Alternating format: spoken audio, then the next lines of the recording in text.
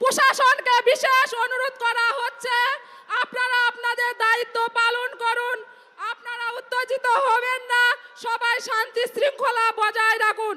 আপনাদের কাছে করজোড়ে অনুরোধ, আপনাদের কাছে করজোড়ে অনুরোধ, কেউ উত্তেজিত হবেন না। পুলিশ প্রশাসনের কাছে বিশেষ অনুরোধ, পুলিশ প্রশাসনের কাছে বিশেষ অনুরোধ, আপনারা আপনাদের দায়িত্ব পালন করুন। আপনাদের বিশেষ অনুরোধ, কেউ উত্তেজিত হবেন না, আপনাদের শান্তি শৃঙ্খলা বজায় রাখুন। করজোড়ে আপনাদের কাছে অনুরোধ করছি, আপনারা কেউ উত্তেজিত হবেন না। দয়া করে আপনারা আপনাদের জায়গায় বসে পড়ুন।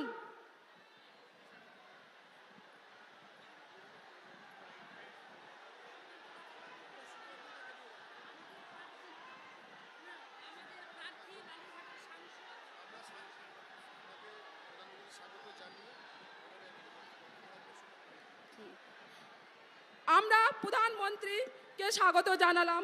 এবারে আপনাদের মাঝে বক্তব্য রাখবেন বালুরঘাট লোকসভা কেন্দ্রের প্রার্থী তথা বিজেপি রাজ্য সভাপতি মাননীয় ডক্টর সুকান্ত মজুমদার মহাশয়।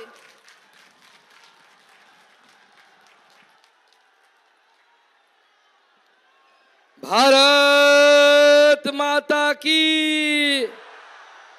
আজকে মুখ্যমন্ত্রী জলপাইগুড়িতে এসছে, বালুরঘাট থেকে জলপাইগুড়ি অবধি আওয়াজ যাওয়া চাই, ভারত মাতা কি, ভারত মাতা কি। মহান দেশের মহান নেতা নরেন্দ্র মোদী, নরেন্দ্র মোদী, নরেন্দ্র মোদী, জেপি নাড্ডা, জেপি নাড্ডা, ভারত মাতা কি। বন্ধুগণ, আজকে আমরা আমাদের মাঝে শুধু ভারতবর্ষের নয়, বিশ্বের সবথেকে জনপ্রিয় নেতা, ভারতবর্ষের নবভারতের ভগীরথ। একদিকে যেমন ভগীরথ মা গঙ্গাকে এই মর্তলোকে এনেছিলেন, আর আমাদের মাননীয় প্রধানমন্ত্রী তিনি রামচন্দ্রকে অযোধ্যায় ফিরিয়ে নিয়ে এসেছেন, সেই ভগীরথ নরেন্দ্র মোদীকে আমরা আমাদের মাঝে পেয়েছি। আজকে মাননীয় প্রধানমন্ত্রী, আপনারা জানেন হয়তো যে নবরাত্রির উপাস করেন উনি, 9 দিন ধরে জল ছাড়া কিচ্ছু খান না। আজকে সেই অবস্থায় মাননীয় প্রধানমন্ত্রী নবরাত্রির উপাস করে উপবাস করে আমাদের মাঝে উপস্থিত হয়েছেন, আমাদের বালুরঘাট লোকসভা কেন্দ্রের লোকেদের সাথে কথা বলার জন্য, দেখা করার জন্য। বন্ধুগণ, আগামী 26 তারিখে ভোট। মাননীয় প্রধানমন্ত্রী মূল বক্তা, আমি বক্তা নই। আমি বারবার আপনাদের সামনে এসেছি, আমাদের মঞ্চে অনেক বিশিষ্ট জন, আমাদের সাথে জেলা সভাপতি স্বরূপ চৌধুরী থেকে শুরু করে, বিধায়ক অশোক লাহিড়ী থেকে শুরু করে, সত্যেন রায় থেকে শুরু করে, মাহফুজা খাতুন থেকে শুরু করে, শুভেন্দু সরকার থেকে শুরু করে, দেবশ্রীদি, পূর্ণিমাদি, সবিতাদি, বিনয় বর্মন থেকে শুরু করে, আমাদের শঙ্কর চক্রবর্তী, অভিষেক সিংহানিয়া, আমাদের গৌতম রায়, বাপি সরকার সহ সমগ্র নেতৃত্ব, আমাদের জয়ন্ত প্রামাণিক থেকে শুরু করে, নান্টুদা থেকে শুরু করে, প্রণব চৌধুরী থেকে শুরু করে, বড় লিস্ট আছে, সবার নাম বলার সুযোগ নেই আমার কাছে, সেজন্য ক্ষমা চেয়ে নিচ্ছি আপনাদের কাছে। কিন্তু বন্ধুগণ, 5 বছর আপনারা সুযোগ দিয়েছিলেন, 19 থেকে 24, তার মধ্যে 2 বছর কোভিডে নষ্ট হয়েছে। তার মধ্যে আপনারা যে দায়িত্ব দিয়েছেন, সেই দায়িত্ব আমরা গোটা বালুরঘাট লোকসভাতে পালন করে দেখিয়েছি। 5 কোটি টাকা দিয়ে বুথে বুথে সোলার লাইট লাগানোর ব্যবস্থা এই জেলাতে সুকান্ত মজুমদার আপনাদের সাংসদ করেছে, আপনারা সেই পুরস্কার পেয়েছেন। আমরা দিল্লির বুকে গিয়ে এই জেলা তথা এই লোকসভার জন্য সাংসদ রত্ন পুরস্কার ছিনিয়ে এনেছি।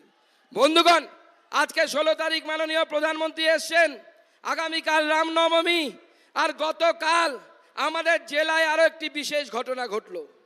গতকাল এই পিছিয়ে পড়া জেলা, অ্যাসপিরেশনাল ডিস্ট্রিক্ট, তার হেডকোয়ার্টার বালুরঘাট থেকে পু ঝিকঝিক করতে দিল্লি পর্যন্ত ট্রেন নরেন্দ্র মোদী আমাদের জন্য পাঠালেন। নরেন্দ্র মোদী আসার আগে তার সেবা আমাদের কাছে পৌঁছে গেল। আমরা এইভাবে শিয়ালদা বালুরঘাট ট্রেন চালু করা থেকে শুরু করে সমস্ত ট্রেন আমরা চালু করেছি, নবদ্বীপ থেকে শুরু করে। বিপ্লব মিত্র বাবু লোককে বোঝাচ্ছেন যে এই ট্রেন নাকি ভোটের পর বন্ধ হয়ে যাবে। বিপ্লব বাবুকে বলি, বিপ্লব বাবু, ভোটের পর না, যেদিন আমি আপনি এই পৃথিবীতে থাকবো না, রাজনীতি থাকবো না, বয়স হয়ে যাবে, সেই সময়ও বালুরঘাট তথা দক্ষিণ দিনাজপুর জেলা থেকে দিল্লির এই ট্রেন চলবে চলবে চলবে এবং দিল্লিতে বালুরঘাটের নাম উচ্চারিত হবে। বন্ধুগণ, আজকে বালুরঘাটের মতো প্রান্তিক স্টেশনকে মাননীয় প্রধানমন্ত্রী অমৃত ভারত স্টেশন করেছে। 25 কোটি টাকা এই বালুরঘাট স্টেশনের জন্য মাননীয় প্রধানমন্ত্রী দিয়েছেন। আগে আমরা কোনোদিনও দেখিনি। আর আপনারা শুনলে অবাক হয়ে যাবেন, আমি মাননীয় প্রধানমন্ত্রীর সাথে দেখা করে বলেছিলাম এখানে মেডিকেল কলেজ নেই, মানুষ চিকিৎসার সুযোগ পায় না। আমি বলেছিলাম যে আপনার পিএম রিলিফ ফান্ড থেকে আমাদের একটু বেশি করে দেবেন। মাননীয় প্রধানমন্ত্রী এই 5 বছরে 252 জন রুগীর জন্য 6,45,00,000 টাকা, মনে রাখবেন 252 জন পেশেন্টের জন্য 6,45,00,000 টাকা মাননীয় প্রধানমন্ত্রী পিএম রিলিফ ফান্ড থেকে দেওয়ার ব্যবস্থা করেছে।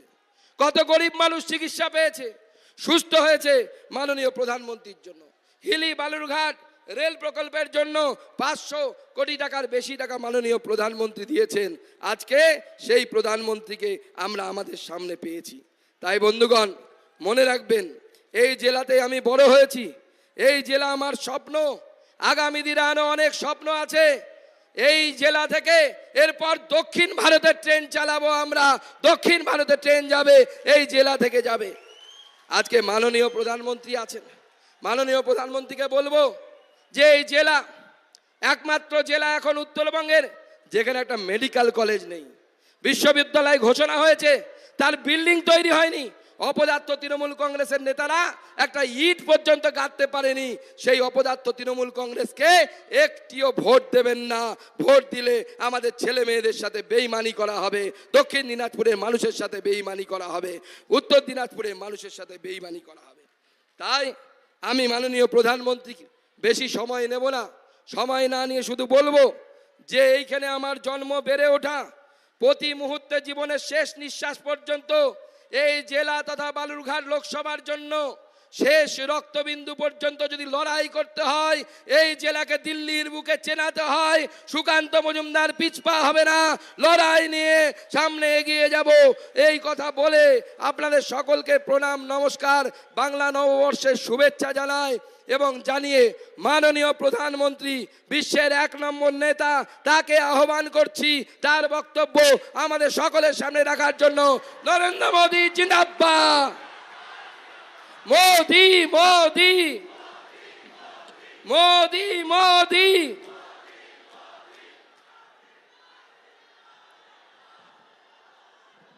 নমস্কার। কেমন আছেন বালুরঘাটবাসী? আপনাদের সকলকে আমার বিনম্র প্রণাম।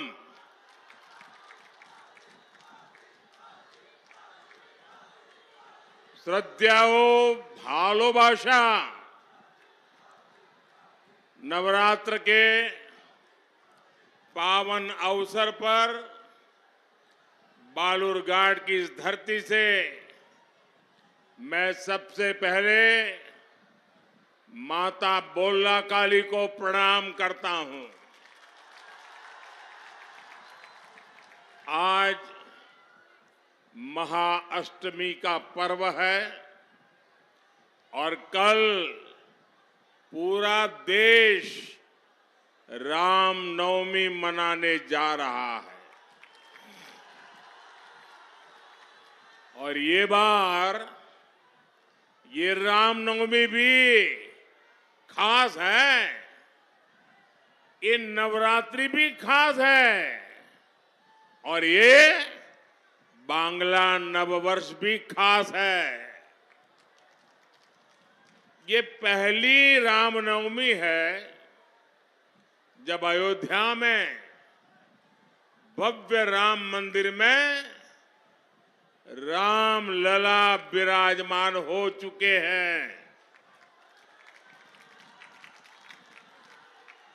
मुझे पता है टीएमसी ने हमेशा की तरह यहां रामनवमी उत्सव को रोकने की पूरी कोशिश की, सारे षड्यंत्र किए, लेकिन जीत सत्य की ही होती है।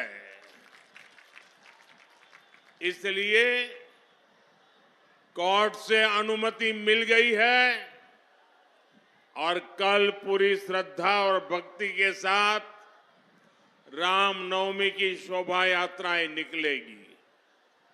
मैं आपको और बंगाल के मेरे सभी भाइयों बहनों को इस अवसर पर बधाई देता हूं। साथियों, आज बालूरघाट का ये जन समूह, जन जन का ये उत्साह, और मैं बाहर देख रहा था हेलीकॉप्टर से उतरते समय चारों तरफ लोग ही लोग हैं। ये उत्साह और हमारी माताओं बहनों का ये आशीर्वाद ये बता रहा है कि बंगाल में जीत विकास की होगी। आज पूरा बंगाल कह रहा है 4 जून 400 पार, 4 जून 4 जून 4 जून। आभार एक बार, आभार एक बार, आभार एक बार। साथियों, अभी 2 दिन पहले पोइला वैशाख के दिन बीजेपी ने अपना संकल्प पत्र देश के सामने रखा है। बीजेपी के संकल्प पत्र में मोदी ने अगले 5 वर्षों की गारंटी दी है। हम गरीबों के लिए 3 करोड़ और नए मकान बनाएंगे। ये मोदी की गारंटी है। हम मुफ्त बिजली के लिए कम दाम पर सोलर पैनल देंगे और बिजली बिल 0 कर देंगे। ये मोदी की गारंटी है। बीजेपी सरकार आने वाले पूरे 5 वर्ष मुफ्त राशन देती रहेगी ताकि गरीब के घर का चूल्हा जलता रहे। 70 वर्ष से अधिक हर बुजुर्ग को आयुष्मान भारत योजना के तहत मुफ्त इलाज मिलेगा। बंगाल में हमारी बेटियों का सामर्थ्य बढ़ाने के लिए उन्हें आईटी, शिक्षा, स्वास्थ्य, रिटेल और टूरिज्म जैसे सेक्टर्स की ट्रेनिंग दी जाएगी। मकान, पानी, बिजली, सिलेंडर जैसी सुविधाएं देश के हर गरीब तक पहुंचाई जाएगी। भाइयों और बहनों, इन सभी फैसलों से बंगाल के गरीब, दलित, आदिवासी और महिलाओं का कल्याण होगा।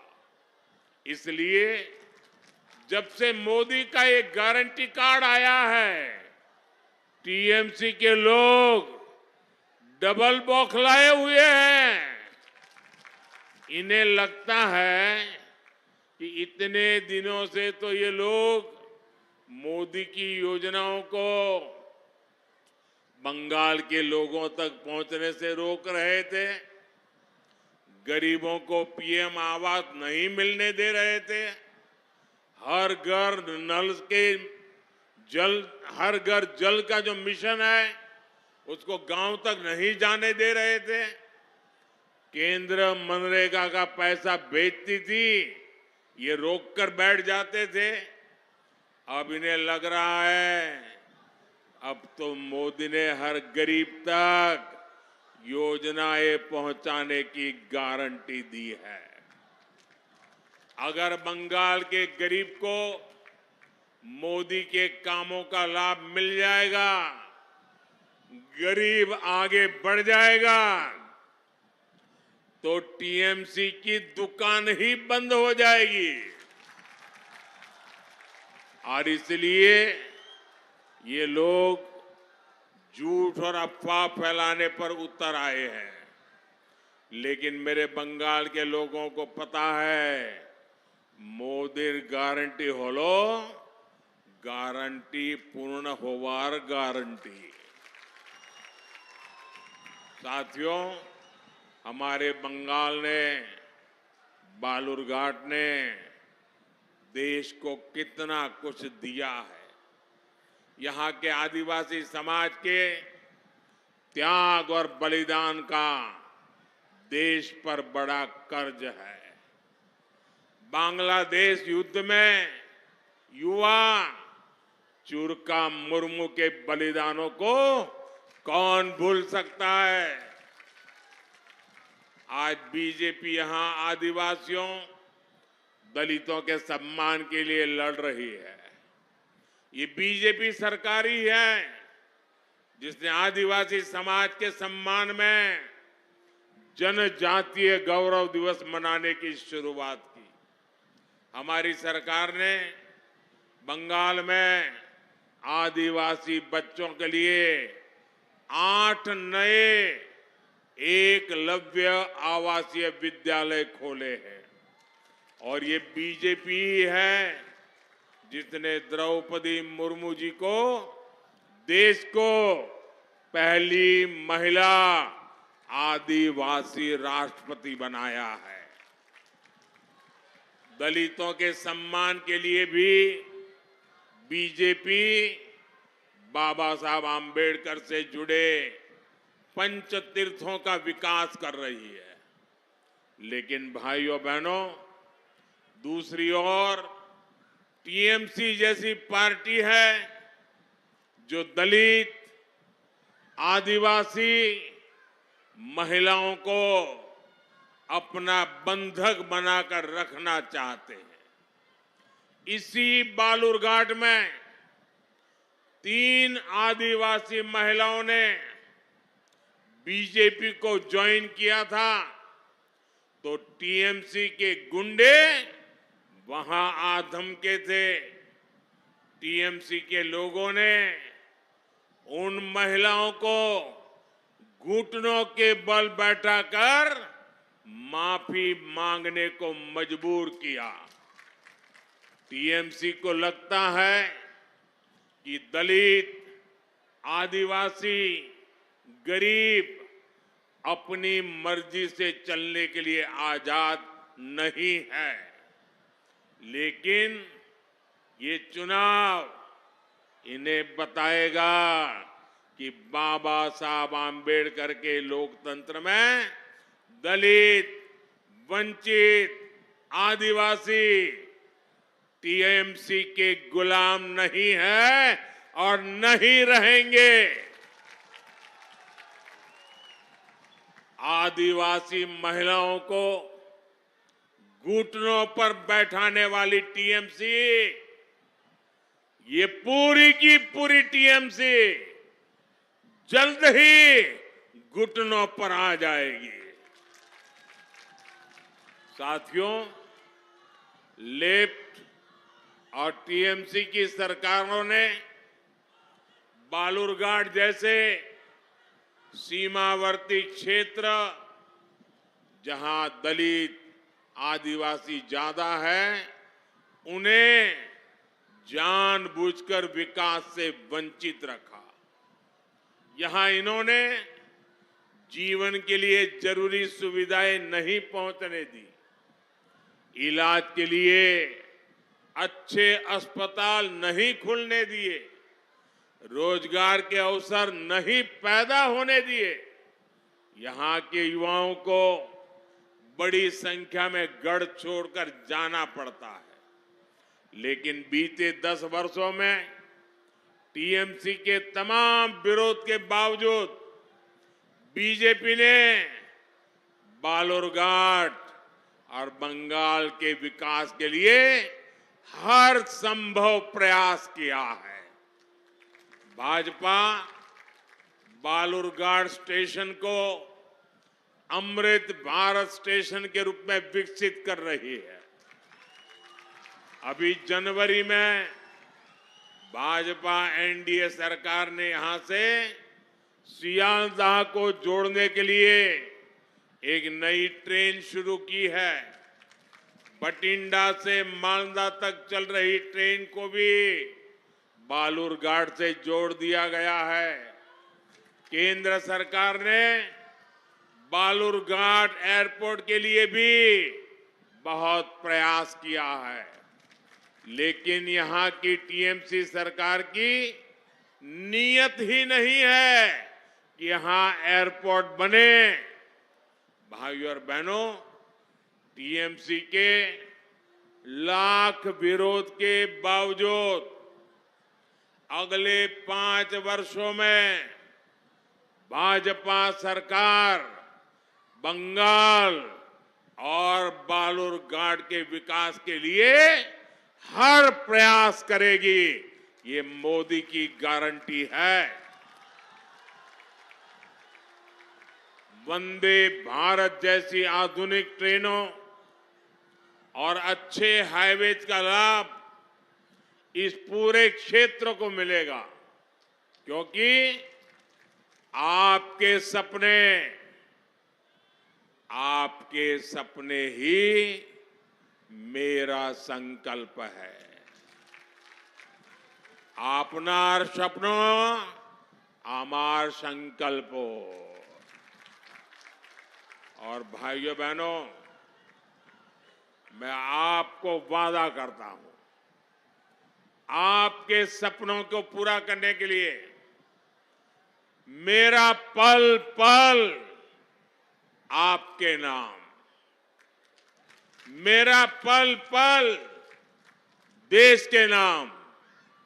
और लिख लीजिए 24/7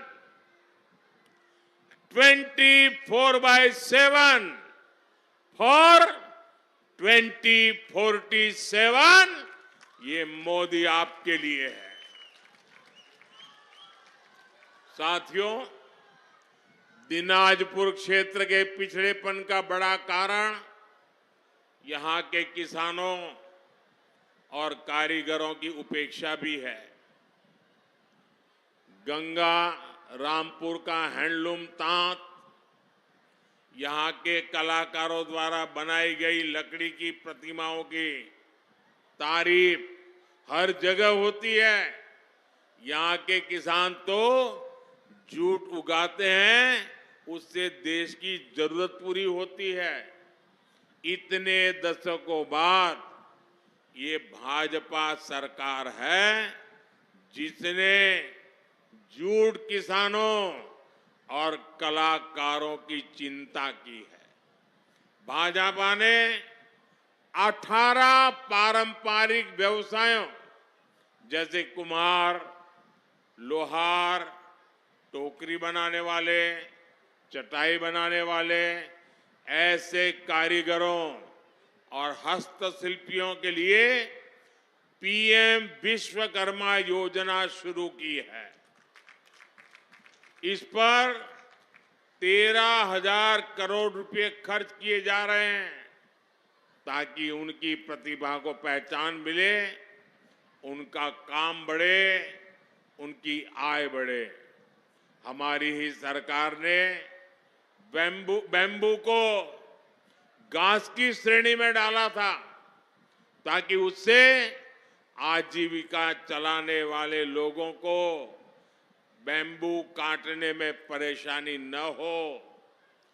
जूट किसानों के लिए हमने पिछले 10 वर्षों में जूट की एमएसपी 2 गुने से ज्यादा बढ़ाई है। हमने चीनी, अनाज, ऐसी अनेकों चीजों की पैकेजिंग के लिए जूट का उपयोग बढ़ाया है ताकि जूट की खपत बढ़े और मेरे जूट किसानों को लाभ हो। जूट किसानों के लिए हमने जूट आई केयर योजना भी शुरू की है, जिसका लाभ बंगाल के 3 लाख से ज्यादा किसानों को मिल रहा है। साथियों, बंगाल की टीएमसी सरकार तोलाबाजों, अपराधियों और भ्रष्टाचारियों का अड्डा बन गई है।